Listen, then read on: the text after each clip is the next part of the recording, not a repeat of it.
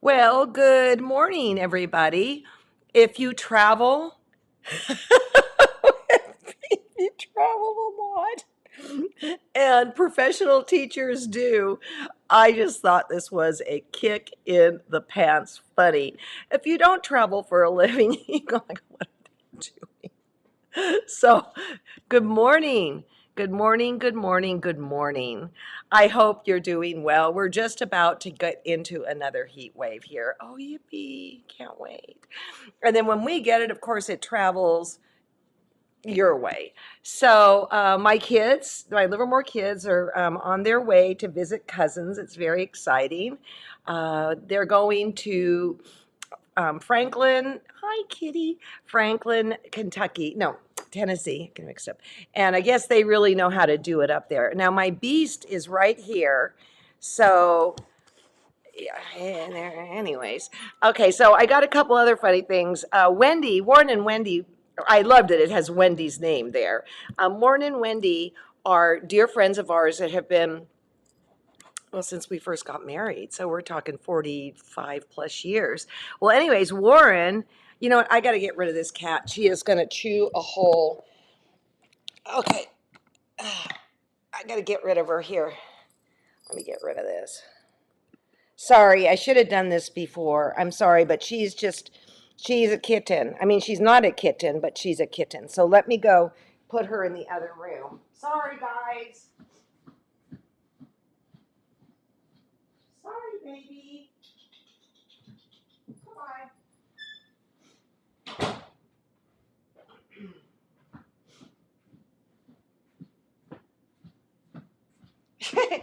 She's like going, what the heck? What's going on here? You love me. So and then, so Warren and Wendy. All right.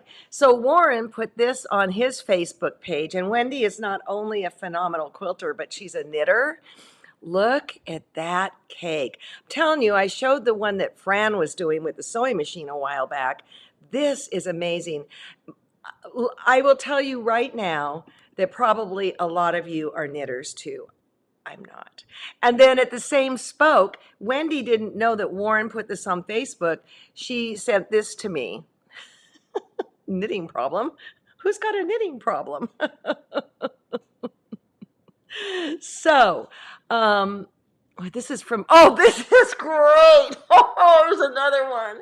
For sent me this.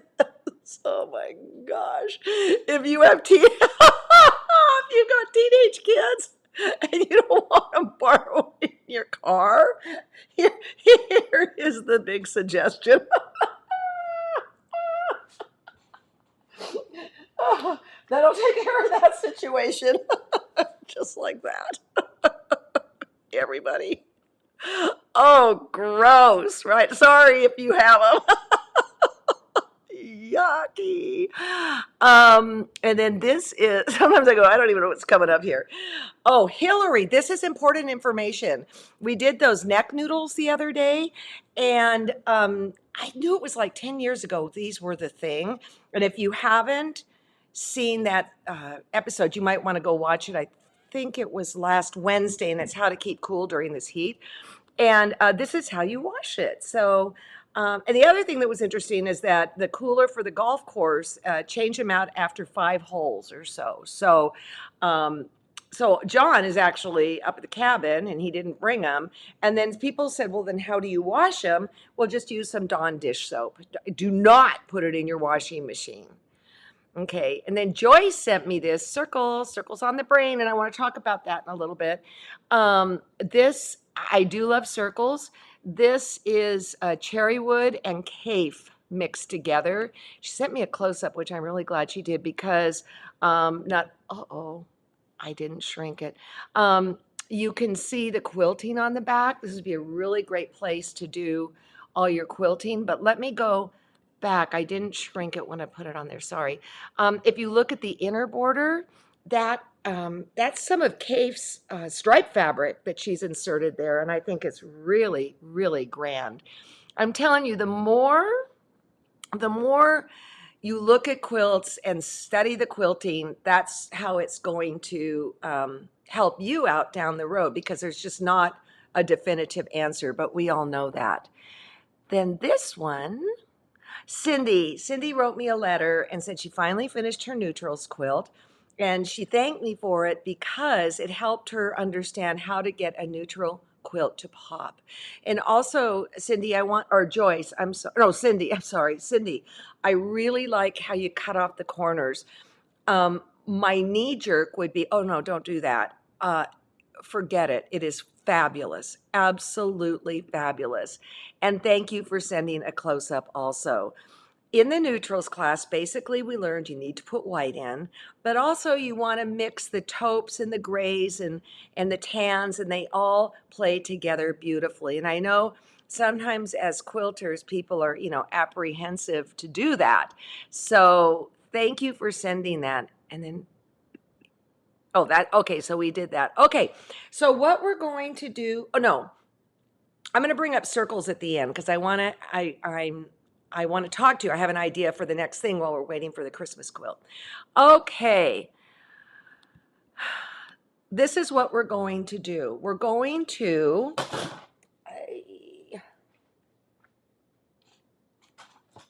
get everything. I should put things in. I put things not in order, which is kind of dumb. Okay, here we go.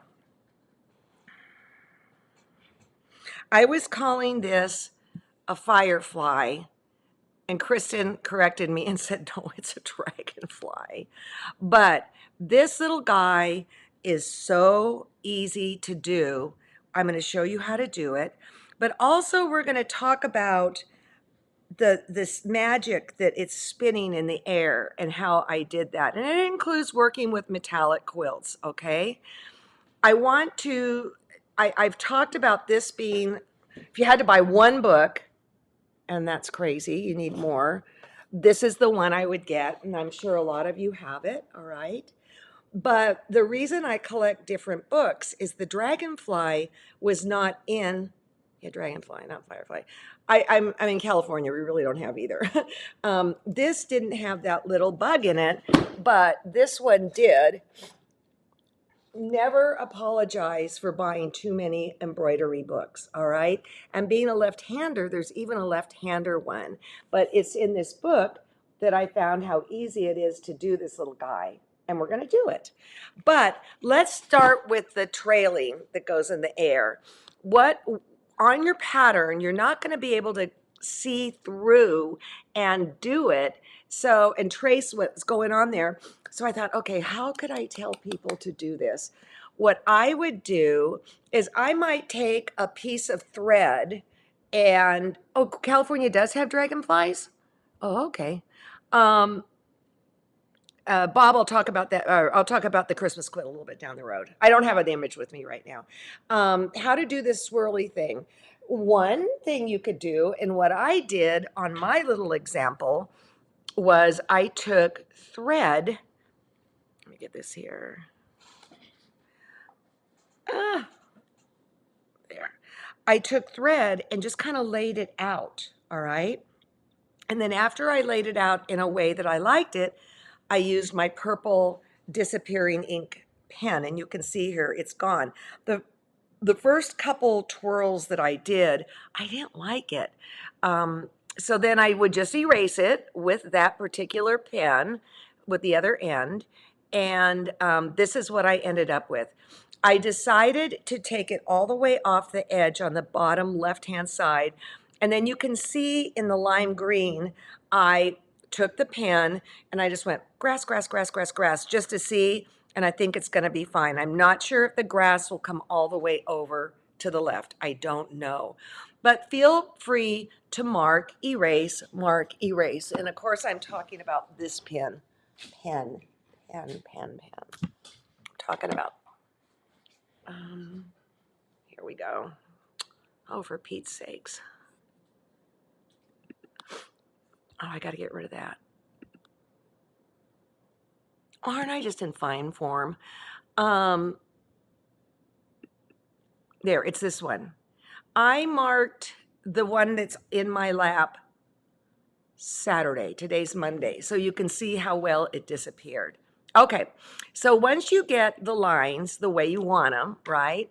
Then what I did was I started at the bottom and I used a sashiko needle and I basically did big stitch. And what you're doing is you're leaving a space in between the stitches where we're going to put the French knots, which are out of a lame type, like sparkle fabric. And that's a thrill in itself, I'm telling you right now. Okay, then there, you're gonna encounter, you may encounter places where, like, we don't have rickrack on our quilt, but here it is.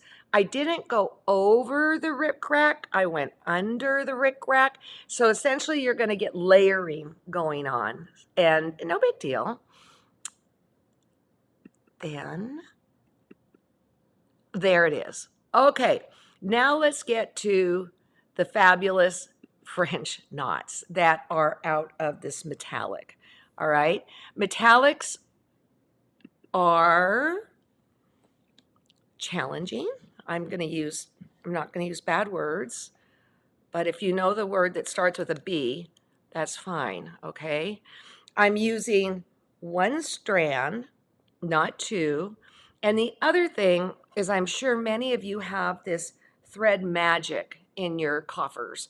It would be worth it to take this, wow, I've used that, and take it through. This stuff is really gnarly to work with. That's a good word, gnarly.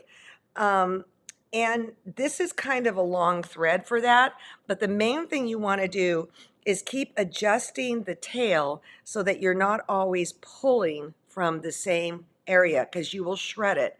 And this is true too with hand quilting if they're using this kind of thread, all right? So again, I've got my lap app underneath here. I wonder if I can get this in a little bit closer. Yeah, now it's fuzzy. I wouldn't go more than maybe, let me see, what did I do? I got to do this instinctually. See, I've done this one and this one. 1, 2, 3, no more than that. Don't pull it too tight. Go down in the hole next to where it came up and gently just hold it with your thumb, remembering I'm a left-hander. Let me go over here and pull it down. And it's done. If I were going, I think with 2 strands, it might hink up a little bit. This is a whole new language I'm coming up with because I can't say the word I really want to say. 1, 2, 3. Come on down. See, that's a little loose now. That's not great. So I'm just, oh, now I pulled it too tight. There's a lot of finessing that goes on here. And honestly, it would be great if I had my glasses. That happens every single time. I have them right here. They're shined and ready to go. So what I would suggest is, if you haven't worked with metallics before, grab a scrap piece of wool and play with it. When I first did them, they were not lovely. So the first one was fine. The second one was too loose. Okay, that one's good. And what it's going to add is just a really cool little sparkle to the whole thing. So the Christmas quilt, and I don't have an image right here of it, is a quilt that I made many, many years ago. I've made it 4 times. It is as cute as can be. I will show a picture. I don't think I'm pulling tight enough. These loops are a little bit big. Am I going to take them out? Heck no. Okay, here's another one. Again, you don't go in the same hole. You go in a hole right next to where the thread came up. And again, this is where my lap app really comes in handy, because when I come up and I do the little wrapperoo, I just go down into it. It's what's holding it. And then my thumb that doesn't hold the needle is going to hold it in place. So let me show you on the big one. how it looks. I love it. I absolutely love it. And to me, it is absolutely worth the effort. It's very subtle, but it just adds a little dimension. The back was a little too naked for me. All right, so let's take a look at this guy. Super, super easy. And you can see I've lined up my needles here. But the first thing we're gonna do is we're gonna do the body of the dragonfly. And what I would suggest you do, let me pull up, here we go, is, I don't want this to go too far. Hold on, people. I'm gonna do it right here. I would take the pen again. I think I'm gonna do one right here. This is going to be the body, all right? And then this is going to be wings. I would mark it. And then up here will be the two eyeballs, all right? So the how you do it is this. Oh, shoot, I'm sorry. I am going to do a giant lazy daisy, all right? So I'm going to come down to the tail end of this little creature. I'm going to come hold my hand up here, come back down into the tail end of this creature, and then I'm going to come up here, and you've got this huge, huge lazy daisy, right? Then below the wings,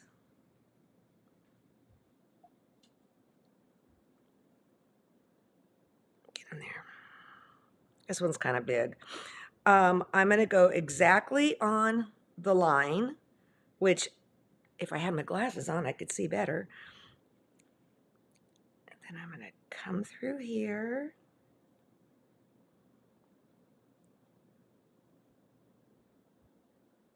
And go here.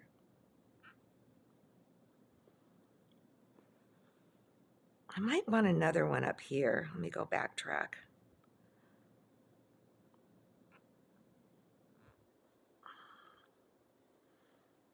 Again, if these stitches are new to you, always practice on something else. But everything on this project has been super easy. I think the hardest thing is the French knot that we've had to do on this whole project. And if you use your little Sashiko needle, you're going to be just fine. Go down here. You're going to want to do about 3 or 4, depending on the size. Oh, shoot. There we go.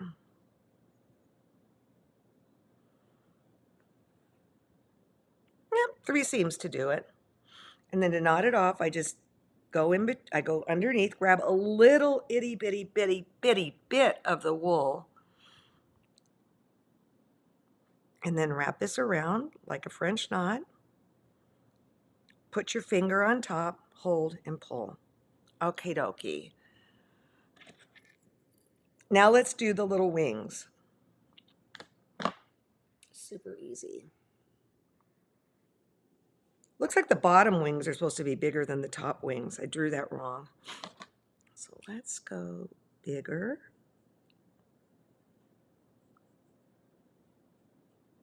Good catch, Alex. And again, it's just lazy daisy. I'm going to go.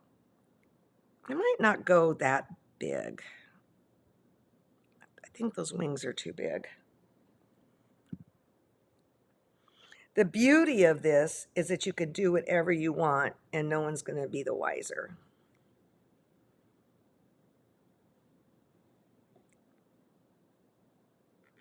And this one's going to be a little smaller.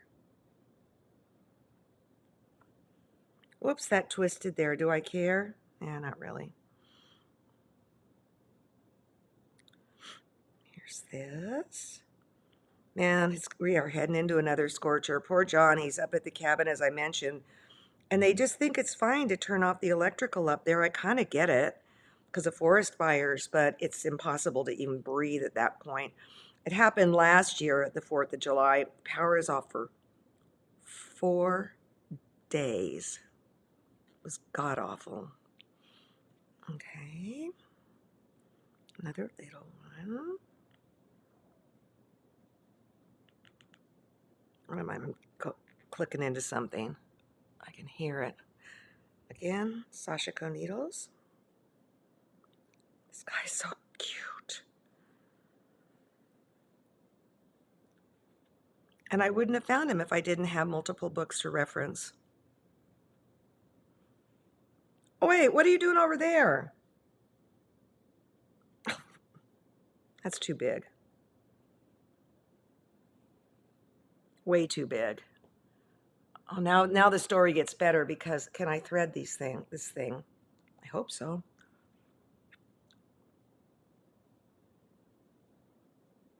Okay. Did you know that if you hold your needle over white, it makes it easier to thread? Did you know that one? Look at the purple's already gone. I'm not sure why. I'm not sure why, but I'm going to go right here.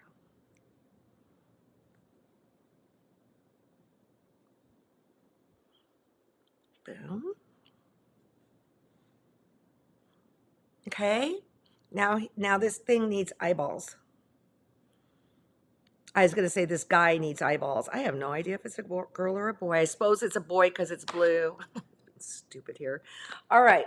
And then last but not least are the two little eyeballs. Oh my God, it's so cute.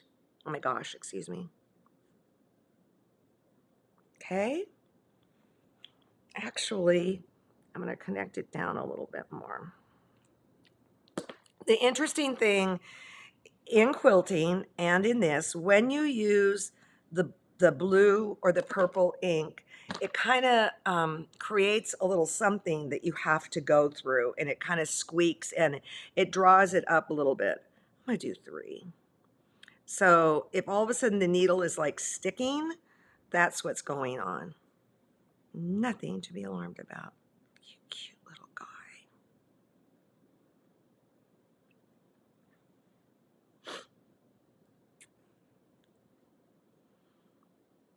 All right.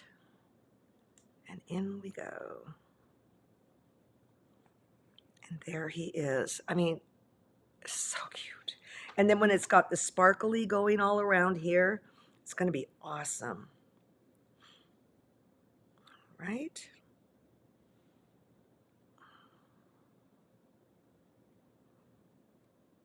Whoop, came unthreaded. That's fine. And there you go. So feel free to be as random as you want with your little people, your little bugs. Here's this. And I got to make sure that these needles go back in the Sashiko drawer. Oh, and then look, then I put a bunch of yellows around it. Just boom. I think that's, again, just French knot. And it looks like, yeah, I only gathered it 3 times here. That's what it looks like to me. Again, there's so much play in all this. It's just, it's awesome. Okay. All right. Let me go. I got some new shoes, and they're leather, and they're hurting my back feet, so it says to wear it with socks. How dorky is that? Just a fashion tip. What is the gold thread? I believe it's Finca, I think. No, wait, we put, oh, I don't know what we put in your kit, but if you use any of the higher end threads, you're going to be fine. You don't want to use cheapo metallic. What in the olden days, what would happen is it's wrapped around a core, okay? And you don't want to strip it out. So that's the thing. And that's why you have to keep changing where it comes through the eye too. It's just keep changing. And I think we often have the inclination to pull from the needle. Don't do that. Grab the thread and pull from that. Where's my demo? The needles. Where are you, needle? Of course, now that just came unthreaded. So in other words, when you're pulling with it, don't go like this with the needle have the needle up there and kind of just pull with this, and then that's less stress on the thread. Is there a YouTube tutorial on sashiko? I don't know. I know we've done it on the show at thequiltshow.com, and if you just go up into the search bar and write it in, I know we've done some on sashiko. Wonderfill is in the kit. Okay, thank you, Kristen. Okay. Next year's BOM.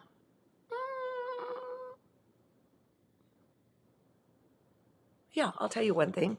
An American quilter is doing it. Am I going to get in trouble for that, Kristen? An American quilter. And this teacher is amazing. All right, that's all I'm going to say. Okay, this is what I was thinking about circles. I was bent to learn how to do needle turn applique. I have been quilting 40 years. And I called Becky Goldsmith and she gave me some tips. Okay, and I'm getting pretty good at it. And then I thought, because I love how everything here is kind of in a package, what if while we're waiting for the Christmas quilt, I go through all the different ways I know to do circles, including piece circles, the Dale Fleming way. And so you could, look at it and decide what works best for you. But off the top of my head, I could come up with at least 5 different ways to do circles. So what do you guys think about that? Big old trouble. Yes, I am big old trouble, Kristen. What do you think? And then what I would say is it'll be the circle mystery quilt, because I don't know what you're going to do with it. And those are the scariest when I'm doing a mystery quilt. People are, what are we making? I don't know. But I know they are fun. And the lion's share of these circles are from the oak shots from England. And then I've thrown in right there, a stripe. I've got some very subtle stripes in there. I'm not sure what I think about the orange, but I don't want it on my design wall. I've got other stuff up there. So I just went down to the art supply store and got a piece of foam core, some foam core board, and then just put some batting on top. And then it's portable with me. Okay, so circles, circles, circles. Okay. I think this is a good idea. I was talking to Kristen about that this morning. All right. Oh, shoot. There's something in here that I didn't show you. I didn't put it in here. Doggone it. Anyway, somebody sent me a picture of the ice dyeing that Dee taught 2 weeks ago, and she's no longer afraid to do it. We're sold out of the kits. The picture was like I wanted to eat the ice. It looked so good. But that is a really good tutorial to go back to and take a look-see. Also, then this Saturday, Dee is going to be doing spiky stars. I thought she'd be off. Now, so we've got me today. Wednesday, Barbara is going to do the block of the month July tutorial, because we know everybody's got plans. And if you're not going to be around, you can watch it, go back and watch it. So we love Barbara. We love what she brings to the table. Okay, when will we be getting the oak shot fabric in? We don't know. We're working directly with the mill. I will tell you, we have it in the store. It is not inexpensive. It's extra wide compared to the regular fabric, I believe, that we use with. If I'm wrong, Kristen, please chime in. But I was out at the store the other day, and there's plenty of oak shot there right now. But remember, it's an interesting situation, and it has to come from the mill. And then Suzanne and her team's going to have to cut it and bundle it and all that kind of stuff. So I don't know, but we do have some in there. And remember, if you've just joined the Quilt Show or you've renewed, you've got a 25% one-time coupon that's up in your dashboard. And your dashboard's in the upper right-hand side of your screen, okay, where you're watching on thequiltshow.com. And if you're not a member, I just don't even know why you wouldn't be. It's, $49.99 for a whole year. You have access to everything, including the BOM And oh, by the way, John put out a promotion the other day that looks pretty good. And it includes an offering from Lyric. So what Reese Summit is extra wide, and the fat quarters are bigger than the standard fat quarters. Circles with silk tie leftovers. Hillary, I haven't played with that, but that crossed my mind too, because wouldn't that be a kick? I haven't played with it. I don't know why you couldn't, but it's not going to hurt to cut up one tie. I think with all the different ways we'll be doing this, it will, I think so, but I can't, I don't know. I haven't done it. Okay, pedal play block of the month link didn't work in the emails today. Okay, thanks, Cynthia. We'll get Mary Kay on that. All right. Oh, ice dye t-shirts with your grandkids. That's a good idea, Linda. Okay. I think we're good. So Wednesday's going to be Barbara. That's the 3rd, right? D is going to be Saturday, the 5th. And then I'm going to be gone the week after. All right. I'm going to be out of here. So just work on your project and we'll go from there. I'm going to say that one of the things I love about thequiltshow.com is that we are here to not only entertain you, but to educate you. And every show has something in it for everyone. And I got to tell you right now, Ricky knocked it out of the ballpark last Friday. If you've missed it, go watch it. I feel like I've seen every, thing of his because I've traveled with him and this and that. I'd never seen this. And it was how to get comfortable with machine quilting. He has some lesson steps in there that to me were revolutionary. So you want to make sure you didn't miss that.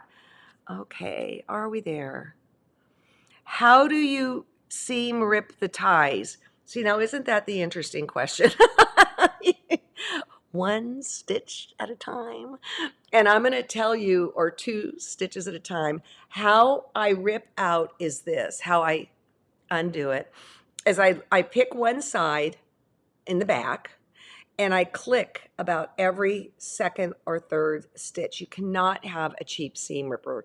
If you've got a cheap seam ripper, toss it, all right? They aren't expensive. You want a good seam ripper. On my 4-in-1 tool, it's a Bernina seam ripper, and theirs is very nice. But you just click, click, click, click, and then you turn it over to the other side, and everything just lifts up. So I don't think it should be an issue, all right?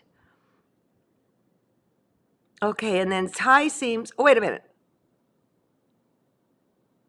Oh, okay. I think we have 2 different questions going on here. I thought, Sandra, you were talking about when you make a boo-boo. But Suzanne says if we're talking about when you're taking the quilt, the tie apart, it often just gets going on its own. So,